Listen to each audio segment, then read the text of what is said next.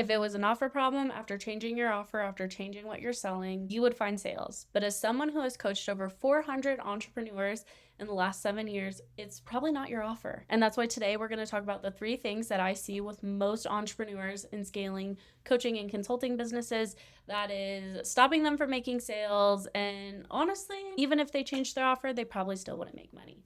My name is Meghan Lamle, and if you are new here, welcome to the channel. We talk about sales, marketing, consumer behavior, lessons I've learned from the last 7 years. And if you are returning, welcome back. I have my computer here for some notes because I want to make sure that I cover everything for y'all. And I tend to be someone who can get off track. If you see me looking down at it, that is what's going on. Offers don't change that much from person to person or from business to business. There is this misconception in the online space right now that your offer needs to be this big, unique thing. It actually doesn't. Unfortunately, that is the problem that I see with a lot of entrepreneurs who are coaches and consultants, is that they want their offer to look different, but it's not an offer problem. When I'm talking about offer, I am talking about the service that you literally offer. But when we dive into it, it's not going to look that different from coach to coach, whether you are a relationship coach, whether you are a sales coach, whether you're a sales consultant like me and you're doing more done for you work. I want to differentiate coaching from consulting. Coaching is a client guiding themselves. You're asking questions, you're allowing them to get to the answer. Consulting is where someone like me comes in, and not only do I help you, I teach you, we build systems, we build frameworks. Sometimes that's building a script, reviewing content. If you have spent any time in the online space, you have heard a lot about offer messaging. I don't want to talk about that. It's lame. It's kind of stupid. I don't actually think it's important. And that's because message is a part of marketing. And offer messaging is just a UVP. It is a unique value proposition.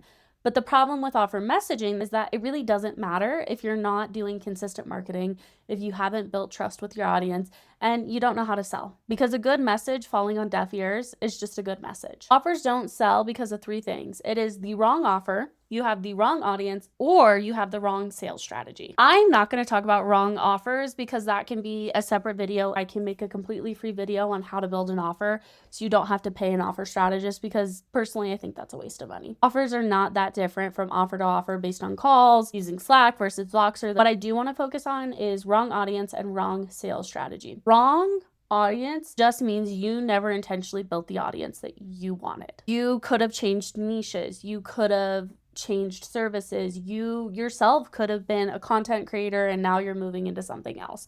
Let's focus on wrong audience, because there's 2 things happening. One, you are not allowing people to come in and be attracted to you right away and know that you are their person to help you. You're also not repelling people. It takes people about 3 seconds to make a decision about you. And when we get into social media, it's about 11 seconds. Someone should come to your page and know either A, they are for me in this framed way, or B, they are not for me. This also ties into wrong audience being that you weren't specific enough. I want to switch gears with the examples that I'm using because it's really easy to use like coaching, consulting examples and then create this trap of comparison. So we're going to shift into, you are a buyer for running shoes. Running's really popular here in Colorado. And we're going to talk about that in that example so that you're not trying to compare and trying to tweak. You decide that you are going to be a 100-mile race runner. You are going to be somebody who does an ultra. And me, as the marketer, my marketing should reflect a hyper-specific market of people who are running over 100 miles in a race and training for that. This would not capture my whole audience though, because if I'm talking about one thing, people could come in and have that aspiration but not be my ideal client. By selling to anyone who's a runner, I would be missing out on my niche market. And it doesn't have to just be runners. You can solve a problem by the service that you're offering and work with more people. The service that I'm offering is I'm not working with runners in their 20s and their 30s in the state of Colorado unless I was running a local business and wanted to add a run club, right? So as the marketer, I'm going to look up 100-mile races that are coming up. I'm going to look for people who do ultra marathons. I'm going to look for people who are runner influencers on TikTok, Instagram, Facebook, and I'm going to shift into the right audience. So you, as the runner who is running 100 plus miles, in a race who is training heavily, you come to me because now you know who you are and you know the problem that you have, what's going to be the best shoe as you're training, then running these races. This is what your audience should look like. And the problem is that with the rise of personal brands, a lot of people want to talk about everything and anything under the sun, and that's okay. In marketing, there are things that work and things that don't work, but I never want to use the binary of this is right and this is wrong. It just comes to the problem that you're solving and the things that you're desiring from your business. You may not need to act like an influencer and talk about everything. You need to solve a specific problem, and that specific audience would come in. Now, do you need to start a whole Instagram? It depends. You're going to learn a lot in marketing and sales. We as salespeople like to say it depends, because giving a blanket general statement, it depends. Another problem you're facing with the wrong audience is the wrong sales strategy, because marketing and sales go hand in hand. A lot of people think that's not tied together, right? They think marketing and sales are these two different things, and they're really not. Marketing brings people in, where sales is how you convert them. Marketing and sales go hand in hand, because by focusing on the right audience, you start to learn the right sales strategy. And sales truly is consistency. And what I want to break down for so many of you is that sales is not consistency in the essence that is daily. Now, daily sales can benefit your business, right? The more you talk about something, the more exposure effect happens, the more you're going to build awareness around it. But if you can't do something daily, then why would you commit to something daily? If you can commit to showing up Monday, Wednesday, Friday, do Monday, Wednesday, Friday. Add some emails in. There is so many ways to sell. And as somebody who was like, sales on stories is elite, it was. As the buyer changes, as social media changes, as sales itself has changed, and you as a coach and consultant can probably feel that change. And you're like, okay, now I have to shift audiences. But while I'm shifting audiences, I need to nurture that audience and then sell.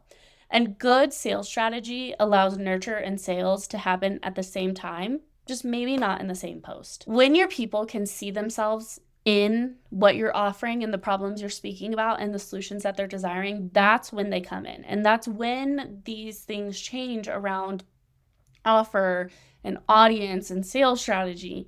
Now, if you're someone who maybe your offer is wrong, you can kind of tell if you switch audiences, if you start selling consistently and you're not selling to what they need. You have to know your ideal client. You have to know the problems that they're having, why they're having that problem, specifically talking about it, and honestly using education. I know a lot of people say education is dead and you just need to sell to them, and you sell the why on threads, but the how in your offer. I don't think education is dead. As somebody who has studied sales psych has read a ton, education allows people to understand their problems, but a customized solution is always going to beat out a generic book, a generic training. And that's where you, as the coaching consultant, can talk about how you're going to solve this problem specifically for them, and pairing that sales strategy with the right audience. Sales strategy is interesting because I can make a whole video about what a sales strategy look like. How do you build a sales strategy? How do you talk about it? Think about consistency.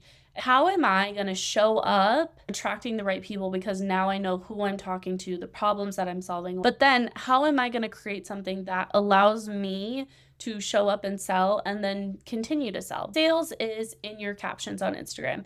When people go to your website, and your link in bio, in the description, it is as you're having conversations. And that's why a lot of people struggle with sales, because while I say there's the wrong sales strategy, defining the right sales strategy can be a lot more complicated than people realize.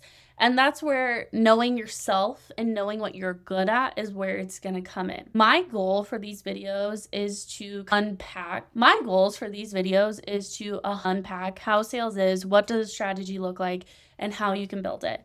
As someone who has over 20,000 hours of sales experience, there is a lot of nuances and context. I can tell you, watching these videos, I can give you as much advice, but without knowing you and your business, it is just advice without that personalization, that customization. I have also been the entrepreneur with only $200 in my bank account trying to figure this out. And so whatever is helpful to you will help me guide this, because I want to take all the information I have up here and all the things that I have learned and give it to y'all, and allow y'all to understand how does sales work. So if you have gotten this far in the video, leave your problems down below, message me on Instagram so that I can answer them for you. So that's what I want to do, and that's why I got into sales.